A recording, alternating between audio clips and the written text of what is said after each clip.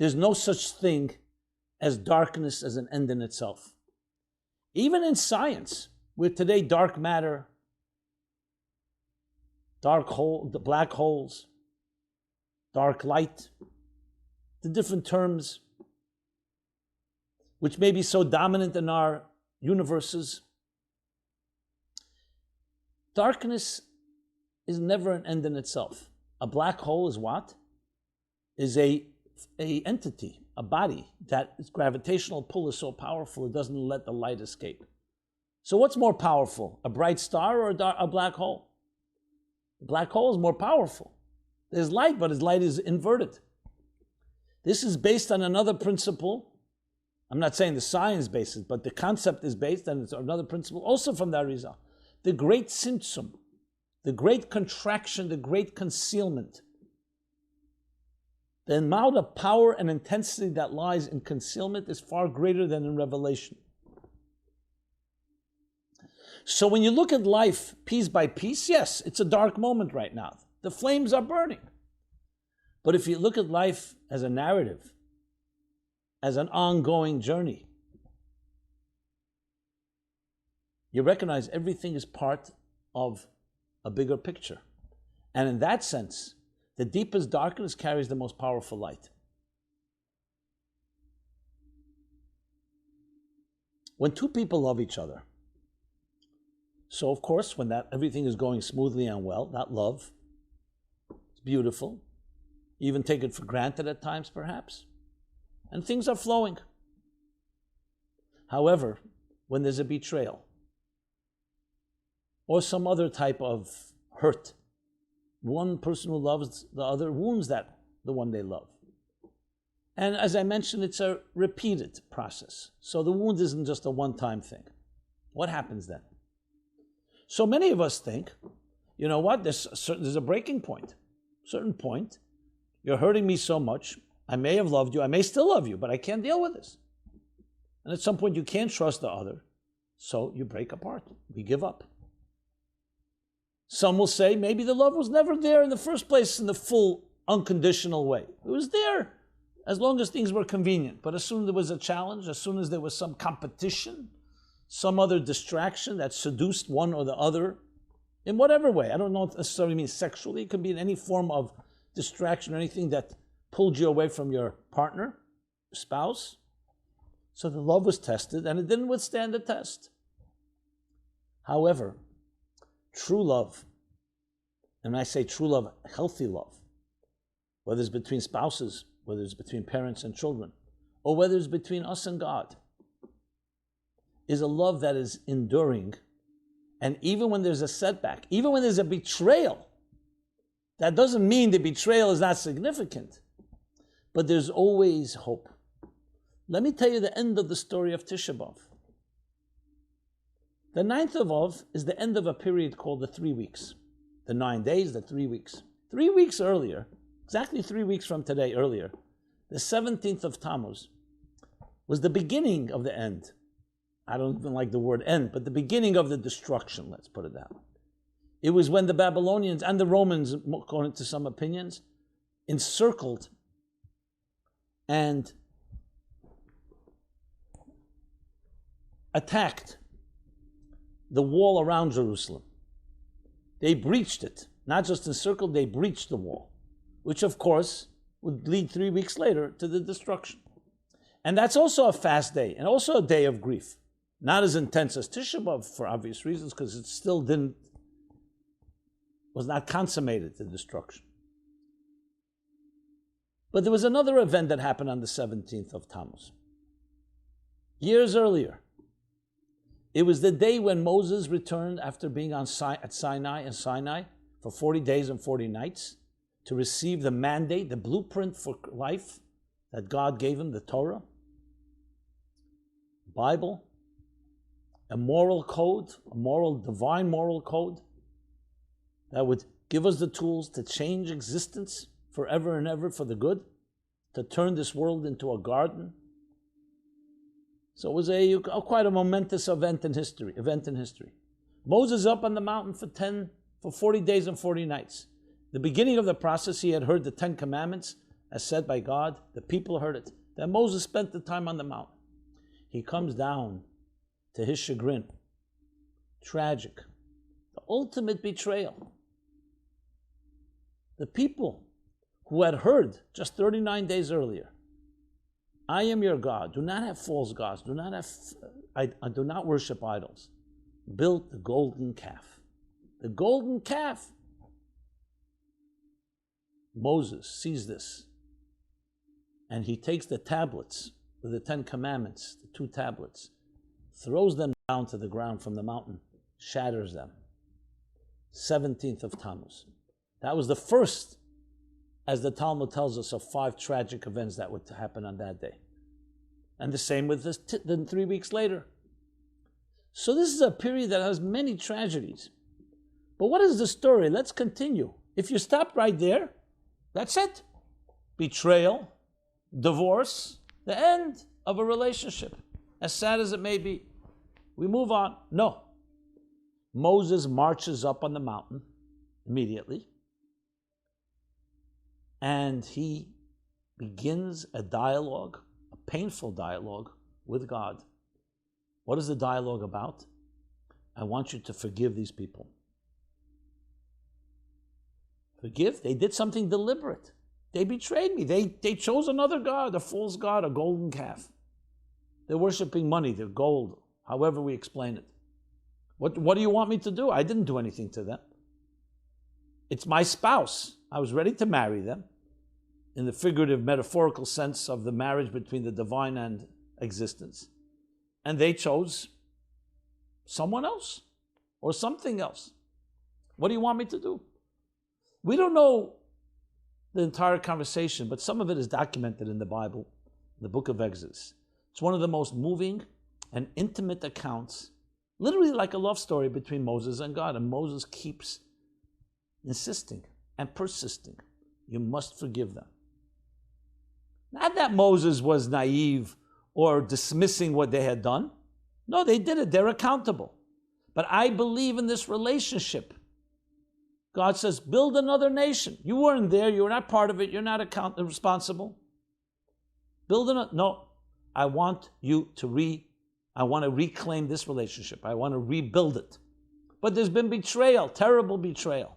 How can I trust them? We dig deeper. And I'm paraphrasing some of the conversation. God would probably said to Moses, I created existence in a way where there's cause and effect. You put your hand in fire, the hand gets burnt. There's cause and effect. This is not up to me anymore. They have betrayed me. They don't want me. They've rejected me. What do you want me to do? Force myself upon them. And Moses said, you are the one that created the system of a hand being burned by fire. There's cause and effect. So you can also re-engineer, you can rewire. Give them another chance. Give them hope. The concept of tshuva. Let them repent. Let them be accountable. 40 days Moses begged and pleaded and besieged God. 40 days. Through Tisha B'Av. Tisha B'Av was 3 weeks into this second journey up on the mountain. The first 40 days was receiving the law. The second was begging for forgiveness. What happens after 40 days, another 40 days? Another 10 days from, this is 3 weeks, is 21. Another 19 days. Moses comes back on the first day of Elul, the Hebrew month of Elul. God did not forgive them. He did not prevail. So you would think at this point, okay, well, he tried his best. 40 days, for every day that he was up there to receive the law, he had now a day that corresponded to try to gain hope and rebuilding after the betrayal, after the loss. No. He marches back up again, a third time, and spends another 40 days. And when is the 40th day, the third 40th day, a series of 40, the third period in this the 3 periods of 40 days. When does it conclude, the third period? On Yom Kippur, the holiest day of the year. The holiest. From the saddest to the holiest. Why? Why is it so holy? The 10th day of Tishrei? Because finally Moses prevailed. He would not take no for an answer. He knocked down every door, and he finally reached God's heart and soul, so to speak. And God said, Salachti kidvarecha. I have forgiven them as you have spoken. We say it right after Kol Nidre on Yom Kippur night. 3 times. A man stood up to God, would not take no for an answer. Do you know what he put on the line, Moses? He insisted, if you don't forgive them, erase my name from your Torah, from your book. Can you imagine? From the book of life. He broke the tablets not because he was angry. He broke the tablets was a very deliberate, calculated move, because the tablets was the marriage contract. He said the people had heard, do not have false gods, but they didn't sign it, they didn't receive, they didn't accept the tablets yet, they didn't have them. He broke the tablets, he tore up the contract, essentially. Can you imagine the love, the sacrifice, sacrificing himself? And obviously we don't know God's mysterious ways. Of course he knew that he loves the people. Of course he knew that Moses could prevail. But clearly it was necessary for someone to elicit it. Because God did create a structure of cause and effect, and he does not suspend that structure and the laws of nature. But Moses was able to reach deeper. He was able to reach, we'll call it the indeterministic, undefined states of the divine that can rewire even cause and effect and reclaim and regain the love. And this time, it's a whole different dimension of love, because it means it's unbreakable. It's indestructible, because it went through the greatest challenge of betrayal. And what did Moses give us? The greatest gift in life, the birth of hope. If someone were to ask you, tell me what is the greatest gift in life, people will say, give me billions of dollars, trillions of dollars. Give me happiness. Give me health. Give me a good family. All important things. But why is hope the greatest? Because hope gives us the tool that even after destruction, even after everything went wrong, there's always a burning ember. There's always a spark that can be revived and rebuilt. And when you do that, you become indestructible. That's the true story of Tisha B'Av. That's why Mashiach, redemption, is born in the throes, as the ashes are rising, as the flames are rising, and leaving the temple in ashes. The ashes have the power to regenerate and rebuild. And this time, a far greater love and a far greater connection and a far greater trust. Now, I know you may say, okay, that's between man and God. What happens with a human relationship? Maybe that person doesn't have that love for me, and I don't have that love for them that can withstand every challenge. That may be, or it may not be. How do you know? How do you know what kind of deeper resources you and I have? And this isn't just about a spouse or an individual. This is about our lives. It's not always about giving up on a person. It's giving up on ourselves. That was what Moses understood so well. So the lesson of Tisha B'Av is interesting, and paradoxically and ironically, actually a lesson of hope. It's just that part of hope, you have to also tell the story of loss of hope, betrayal, setbacks, darkness.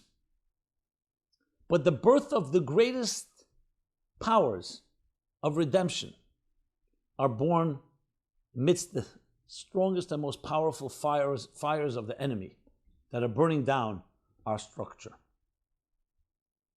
Let me apply this now to our personal lives. I'll start with share a story.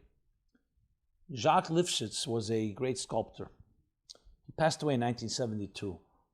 He was at the end of producing sculpting a big phoenix for Mount Zion, I believe, or Mount Scopus in Jerusalem. Well, he passed away. It wasn't finished. His widow was, of course, saddened. She was also a sculptress. And she was then at the Rebbe. She came to see the Lubavitcher Rebbe. I tell the story in the chapter on pain and suffering and toward a meaningful life, right in the beginning. And she was asking the Rebbe what to do. There are many people, she says, that a phoenix doesn't seem appropriate to place on a holy mountain in the holy city of Jerusalem.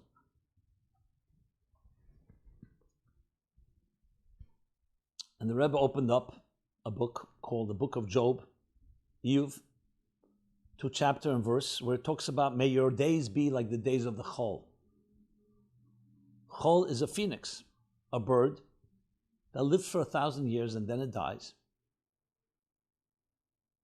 burns up, but then from its ashes,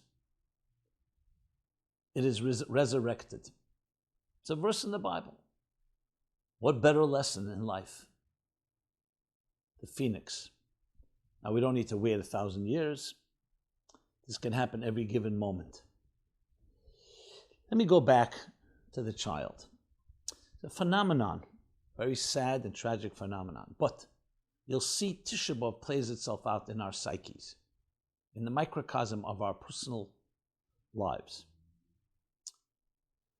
It's one of the most saddest things, but there's what's called an out-of-body experience. When a child experiences abuse, especially of severe form, sexual and so on, at some point the child, without any preparation or training, almost leaves the experience because it's so intolerable for the child that they don't even have a memory of it. Some say, when they talk about these memories, they talk about, like, I saw something happen to a child, not to me. So in a way, they remove themselves, their minds, their psyches, their emotions, because they cannot accept the fact that someone that loves them could hurt them that way. So besides the fact that you blame yourself, that's what happens, there's also a certain detachment.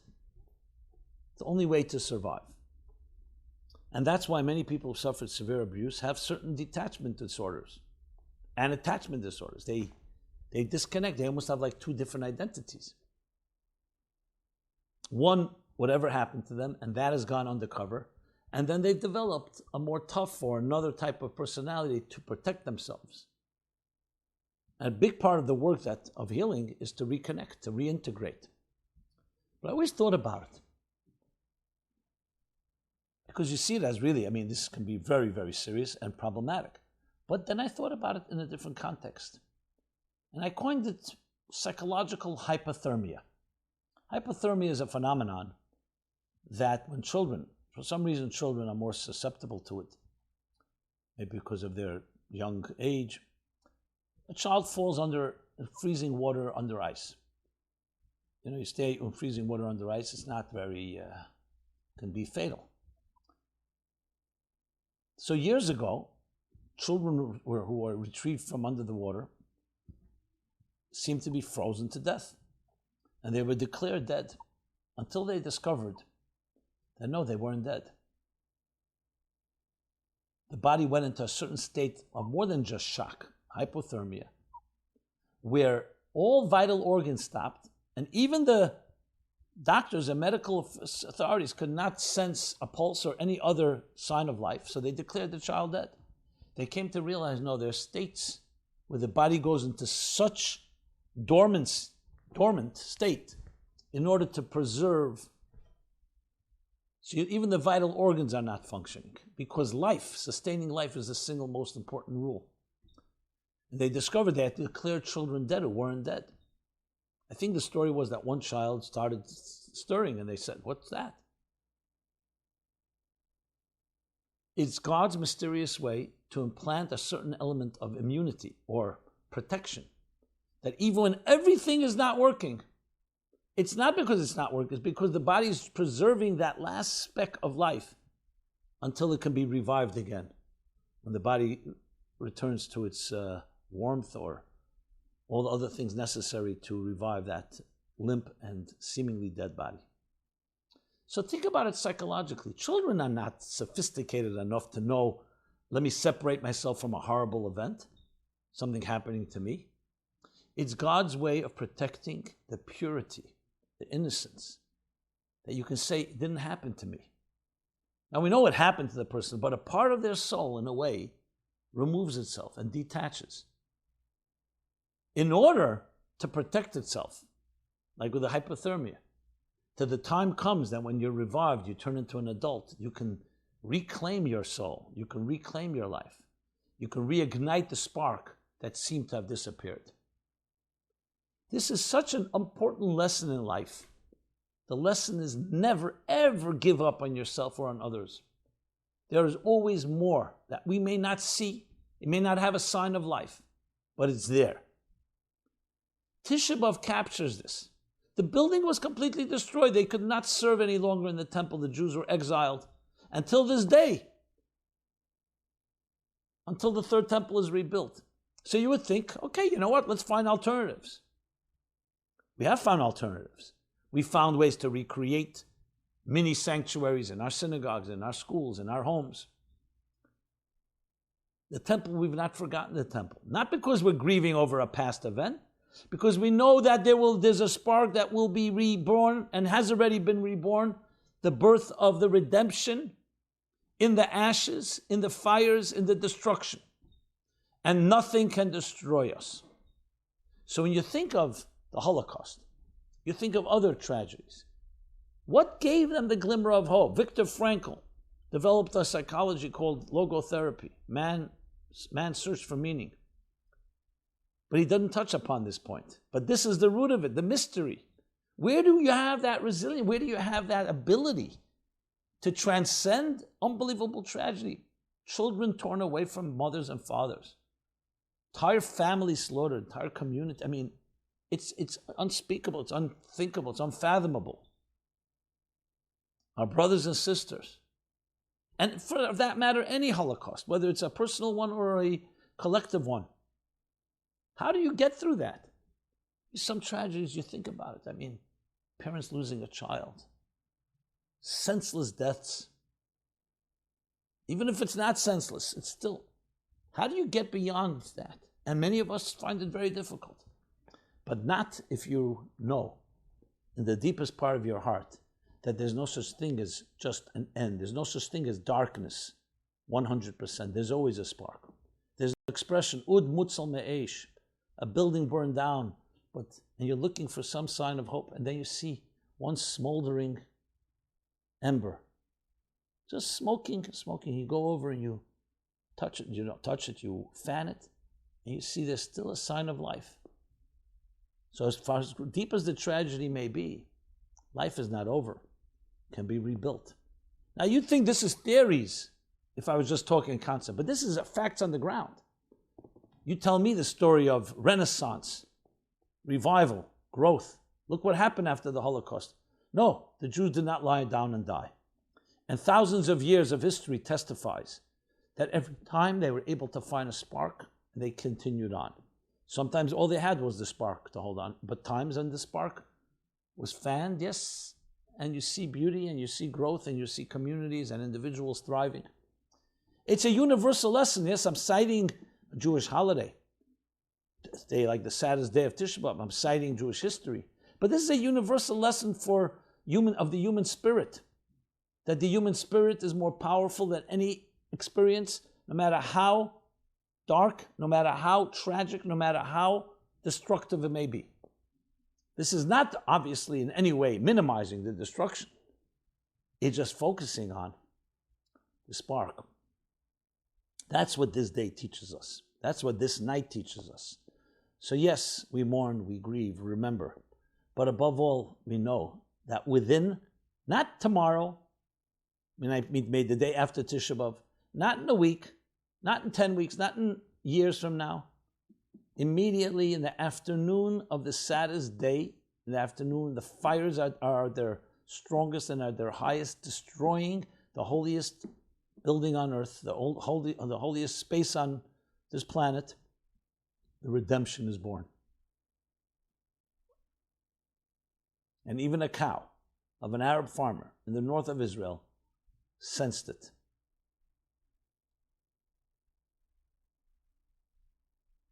It's a story of hope after loss.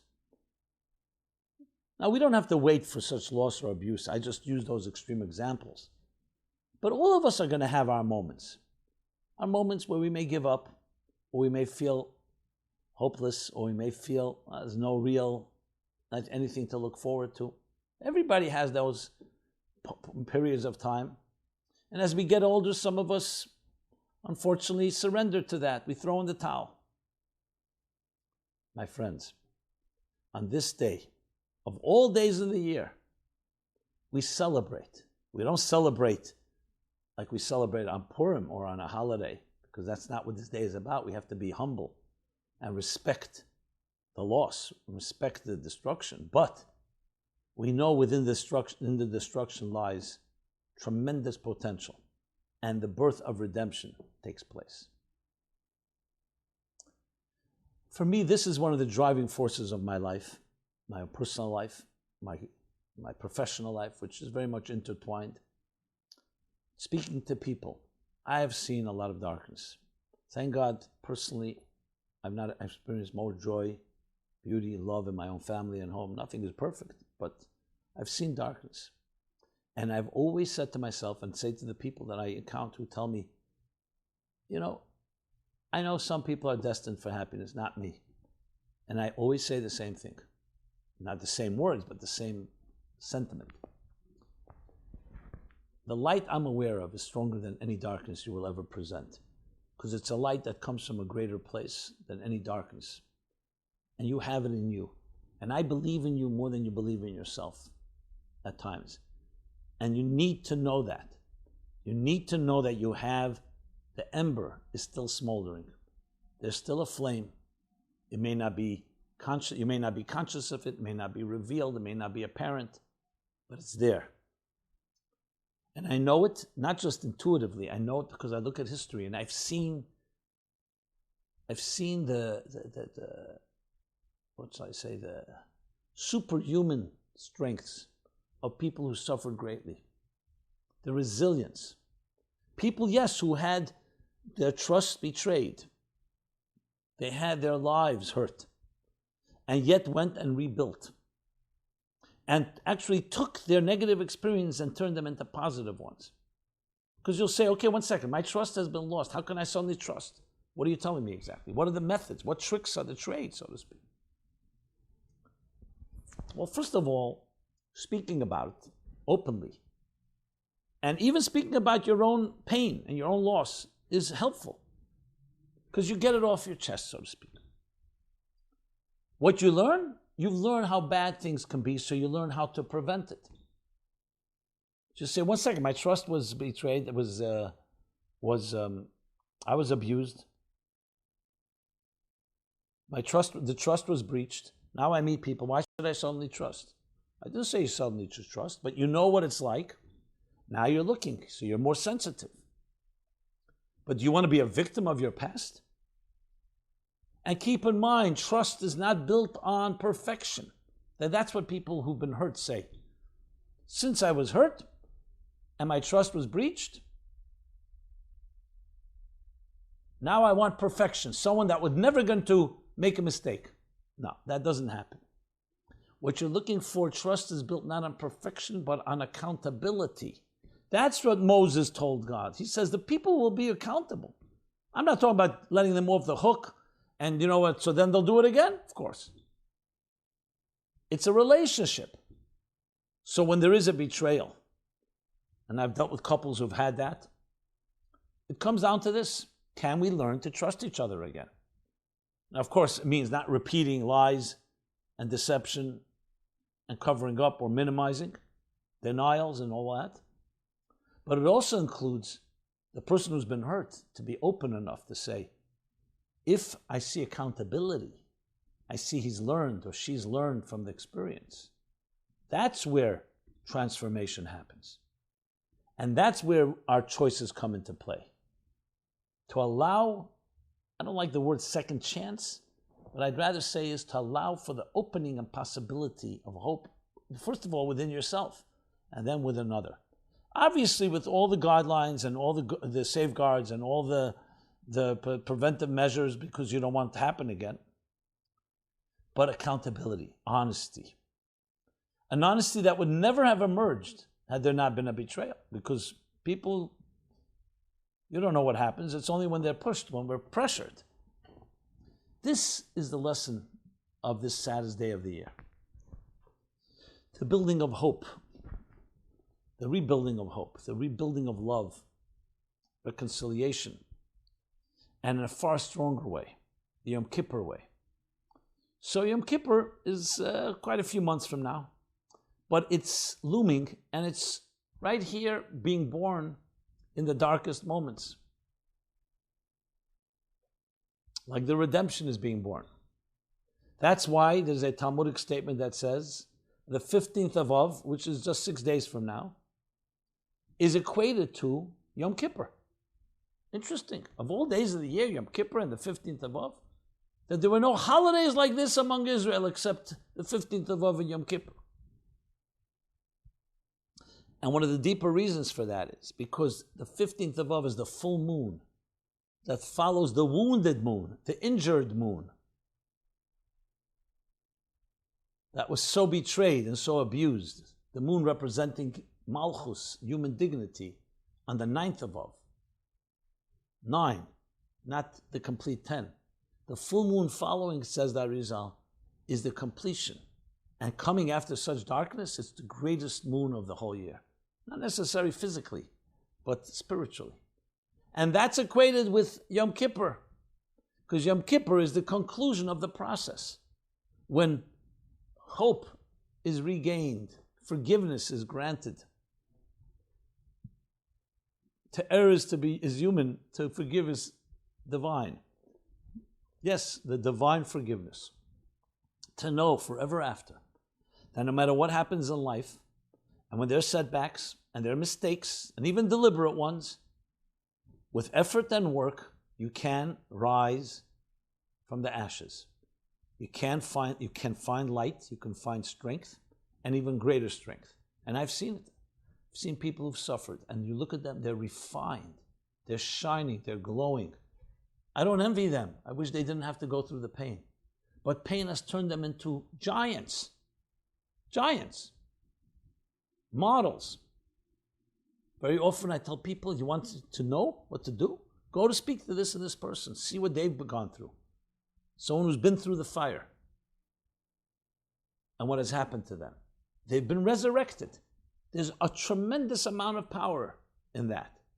Can we gain it without any fires, without ashes, without destruction? I would like to believe yes, with the right effort. But unfortunately, it's usually the catalyst is some type of downturn. So the story of life is captured in one night and one day. You just have to see the large narrative. So after thousands of years of us remembering, of us mourning, as it says in the book of Psalms, Hazerim Bedina, those that sow with tears, Berina Yektzera, will reap with joy. Tears are sad, but tears are also moisture, makes things grow. I remember once going on a tour in a forest. The guide was actually extremely interesting and stimulating. And he showed us parts of the forest where there was a forest fire. Entire swaths, entire sections were burned down. You couldn't tell, ostensibly looking from a distance. But he was trained, and he took us to a few tree stumps, or even actually trees, and he showed us where the fire burned. You could still see, and then how it regenerated. It's such a miracle. I was completely blown away. And then I read and heard, of course, that very often that's what they do. They actually deliberately light fires to regenerate the forest. So I realized there's another way to look at a fire. Obviously, fires can consume and destroy, and they do. On the other hand, fires, when they're controlled, are the root of our life. We need warmth, we need the heat.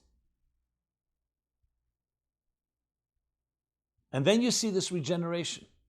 And it's like, it's resurrection. There's no question about it. It's the phoenix. The lesson to our lives. Not only does it survive, it grows even in greater ways. Because the fire burns away the what's the word I want to use? The toxins, the predators, the unhealthy elements in any tree or other vegetation or whatever else is going in that forest. We always hope there's no negative side effects. And what you see in place is a far stronger and more powerful growth. But you have to look at the big picture. The story does not end on one day. You have to see it as a progression of events. And as such, it teaches us about the human spirit, things about the human spirit you could never have learned without the fire. So God should bless us all that we should have the minimum of fires in our lives, minimal challenges. But if they come and when they come, never forget the lesson. Look at the calendar, look at Tisha B'Av. Understand it's the gravity of the darkness, but realize it's the birth of redemption that gives us the power to rise from the ashes. So in practical terms, the methods is number one, remember there's always a bigger picture. Number two, connect to people that are not trapped as you may be in the now, in the pain, in the suffering, in the past. People who can give you a breath of fresh air. Even a rope, they throw you a rope, they throw you some hope. Number three, dwell on the future, not on the past. The demons and skeletons that haunt us occupy such precious real estate, your mind, your heart.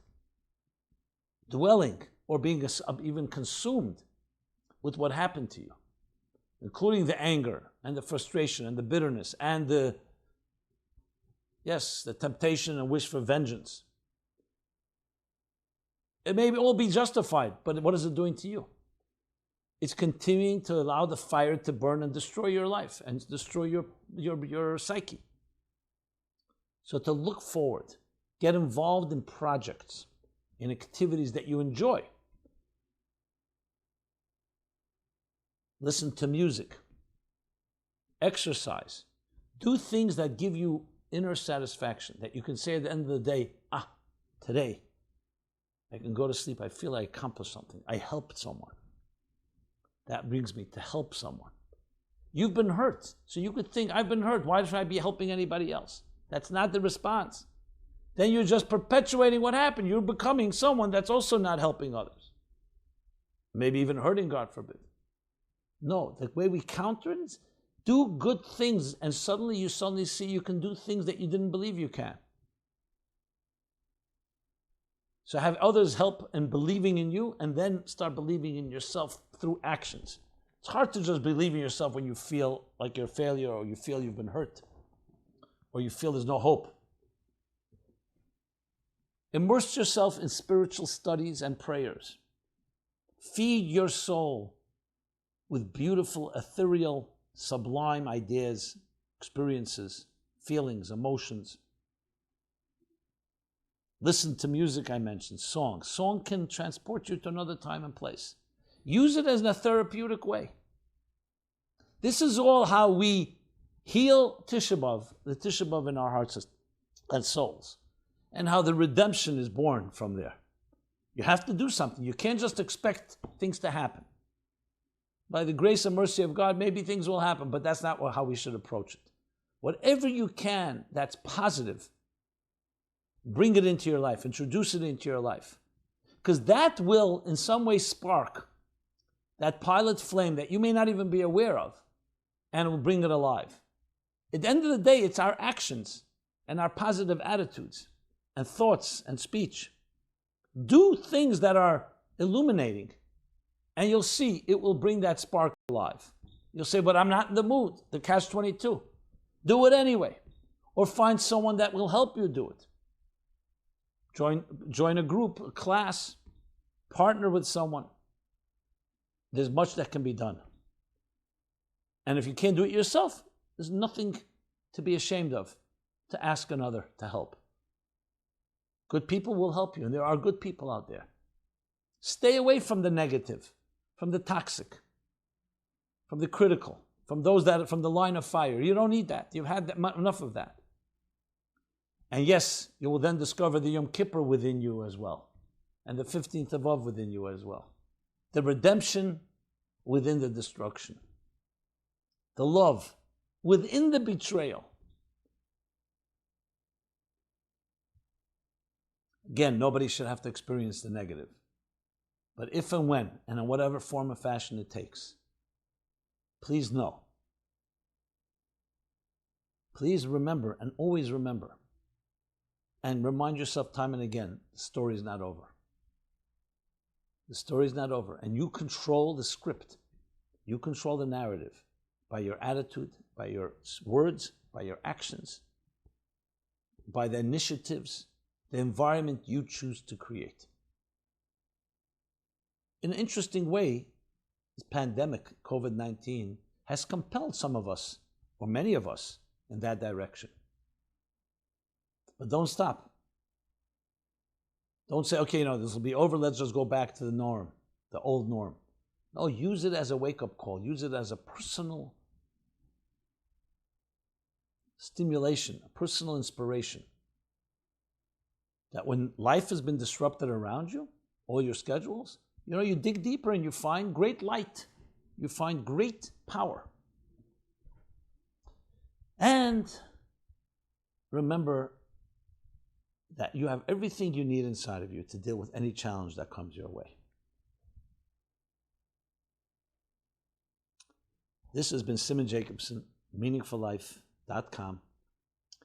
I really am honored, especially in a time like this, to be speaking with you about these important matters that are life-changing. Changed my life, and hopefully will change yours. Please partner with us. We're now just launched, just a few days ago, a Meaningful Lifeline campaign, fundraising campaign. Over the last few months, we've been creating a nonstop, I can't tell, overload of hundreds and hundreds of programs. By now, probably close to 300 programs, special programs, focusing on the human condition, on the challenges we face. That even though there's an unknown, finding certainty, hope, strength, fortitude, courage, direction, clarity in these challenging times. And I say this with all humility. It wasn't planned. I and my team, we rose to the occasion because that's how we've been trained. And the response has been really phenomenal. Many people say, you're our lifeline. That's where we came up with the line, Meaningful Lifeline. It's not our own line. So please partner with us, because this requires funds, it requires work, a lot of work. And I really do believe it's a joint effort. Every one of us has to do our part. So go to meaningfullife.com/lifeline. Donate generously, and please share this with others. You'll see a nice little promo there, some other stuff that we've assembled. And above all, take advantage of the resources that we're offering. I assure you will not be disappointed. On the contrary. You can subscribe, you can share. We're on different social media platforms. But above all, as I said, share with others. Encourage others to help us. Share with them the messages, the ideas. Because after all, we are all part of one larger narrative.